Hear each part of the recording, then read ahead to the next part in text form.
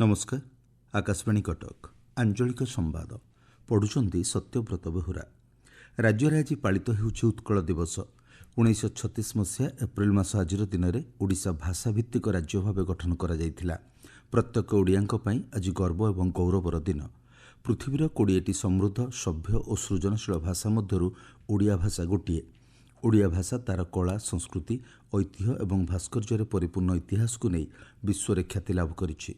पराधीन श्रृंखलू मुक्त हो स्वतंत्र ओडिशा प्रदेश गठन करिबारे उत्कल गौरव मधुसूदन दास, उत्कलमणि गोपबंधु दास आरंभ करी स्वभाव कवि गंगाधर मेहर, कर्मवीर गौरीशंकर राय पर्यंत महान व्यक्तित्वंकर ओडिया भाषा साहित्य सहित एक स्वतंत्र राज्य गठन में गुरुत्वपूर्ण भूमिका थिला।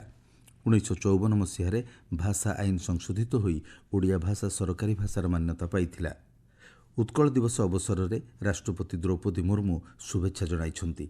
ଏହି ଦିବସରେ ସରକାର ଏବଂ ରାଜ୍ୟବାସୀ ଏକାଠି ହୋଇ ସମସ୍ତଙ୍କ ପାଇଁ ଉଜ୍ଜଳ ଏବଂ ନ୍ୟାୟୋଚିତ ଭବିଷ୍ୟତ ଗଠନ ଦିଗରେ କାର୍ଯ୍ୟ କରିବାକୁ ଆହ୍ୱାନ ଦେଇଛନ୍ତି। ଉପରାଷ୍ଟ୍ରପତି ଜଗଦୀପ ଧଙ୍କଡ଼ ରାଜ୍ୟବାସୀଙ୍କୁ ଶୁଭେଚ୍ଛା ଜ୍ଞାପନ କରିବା ସହ ରାଜ୍ୟ ଅଧିକ ସମୃଦ୍ଧି ଏବଂ ଉତ୍କର୍ଷତା ଆଡ଼କୁ ଯାତ୍ରା ଜାରି ରଖିବା ନେଇ କାମନା କରିଛନ୍ତି।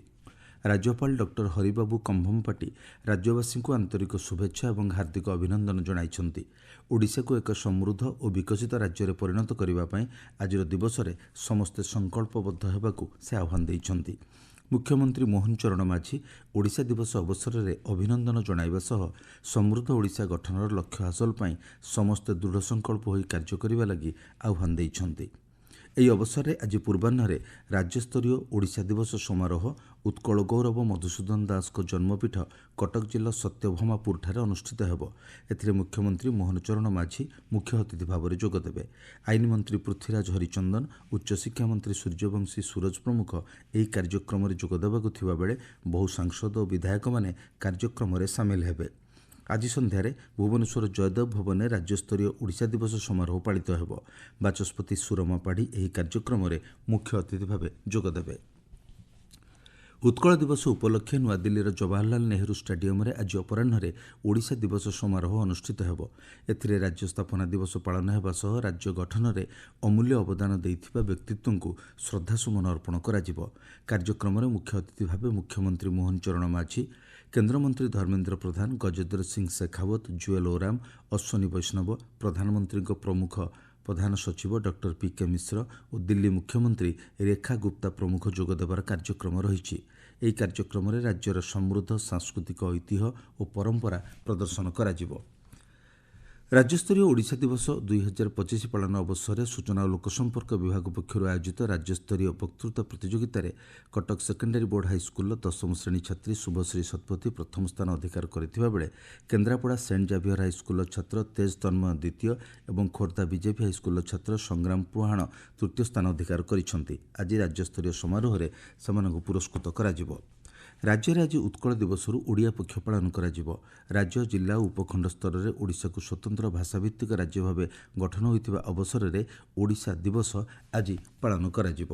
आसंताकाली प्राथमिक विद्यालयगुड़िकर खड़ीछुआं और प्रवेश उत्सव अनुष्ठित होब। राज्य में आज आयुष्मान भारत, प्रधानमंत्री जन आरोग्य योजना और गोपबंधु जन आरोग्य योजनार शुभारंभ होब। एसहित आयुष्मान वयोबंदना योजनार मध्य शुभारंभ होब। सूचना अनुसार आयुष्मान भारत प्रधानमंत्री जन आरोग्य योजन 67,80,000 अधिक परिवार और गोपबंधु जन आरोग्य योजन 35,84,000 अधिक परिवार उपकृत हेबे। 19तम तोषाली जातीय हस्तशिल्प मेला उद्यापित होइछि। उद्यापनी समारोह में मुख्य अतिथि भाव जोगदे राज्यपाल डॉक्टर हरिबाबू कंभमपाटी भारतीय हस्तशिल्प आम देशर कलात्मक ऐतिह्यर प्रमाण बोली कहिछन्ति। आंचलिक सहयोग और सामुद्रिक जोगाजोग लक्ष्य नहीं विभिन्न राष्ट्र मध्य सहभागिता को दृष्टि रखी थाईलैंडर बैंकक ठारे बिम्स्टेक सम्मेलन आरंभ होउछि। एथिरे जोगदेवा लगी प्रधानमंत्री नरेंद्र मोदी आसंता गुरुवार दिन थाईलैंड गस्तरे जाउछन्ति। एही सम्मेलन उपरे अधिक सूचना दैछन्ति नॉर्वेर उच्चायुक्त भाव कार्य करिथिबा अवसरप्राप्त भारतीय वैदेशिक सेवा अधिकारी देवराज प्रधान। ଏହି ସାକ୍ଷାତକାର କାର୍ଯ୍ୟକ୍ରମ ଆଜି ଅପରାହ୍ନ 4ଟାରୁ 5ଟା ପର୍ଯ୍ୟନ୍ତ ରାଜ୍ୟର ଆକାଶବାଣୀର ସମସ୍ତ ଚ୍ୟାନେଲ ମାଧ୍ୟମରେ ପ୍ରସାରିତ ହେବ। ଦକ୍ଷିଣ ଓଡ଼ିଶାର ଅଧିଷ୍ଠାତ୍ରୀ ଦେବୀ ମା ତାରାତାରିଣୀଙ୍କ ଚୈତ୍ର ପର୍ବର ତୃତୀୟ ମଙ୍ଗଳବାରରେ ଆଜି ମା ମହାସରସ୍ୱତୀ ବେଶରେ ଦର୍ଶନ ଦେଉଛନ୍ତି। ଏହି ବେଶ ଦର୍ଶନ ଲାଗି ପ୍ରବଳ ଭକ୍ତ ସମାଗମ ହୋଇଛି।